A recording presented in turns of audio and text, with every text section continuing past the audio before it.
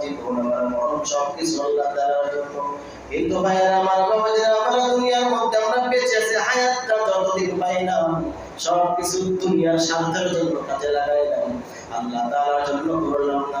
আল্লাহ সুবহানাহু ওয়া তাআলা কাল কিয়ামতের ময়দানে আমাকে চিনবেন না।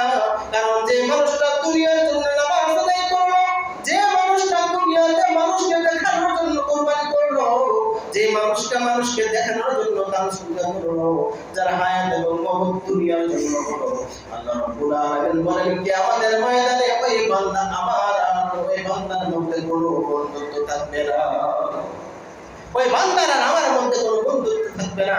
আল্লাহ তাআলা ফেরেশতাদেরকে বলবেন যে হে ফেরেশতারা, এই বান্দাদেরকে আমি দুনিয়ার মধ্যে যা চাইছিল জীবন দিয়েছিলাম, ধন সম্পদ টাকা পয়সা সবকিছু দিয়েছিলাম, আর কোরআনের মধ্যে বলে দিয়েছিলাম ইন্না সলাতি ওয়া নুসুকি ওয়া মাহইয়ায়া ওয়া মামাতি লিল্লাহি রাব্বিল আলামিন, সবকিছু বান্দা আমার জন্য করো, আমি আল্লাহ তাআলার জন্য করো। তোমরা খাও কোনো বাধা নাই, চলাফেরা করো কোনো বাধা নাই, এই যে হাত পা অঙ্গগুলো সবকিছু আমি দিয়েছি, এর বিনিময়ে তোমাদের কাছে আমি কিচ্ছু চাই না, একমাত্র তোমাদের কাছে একটা জিনিস চাই, কিন্তু আমল। হে বান্দা আমার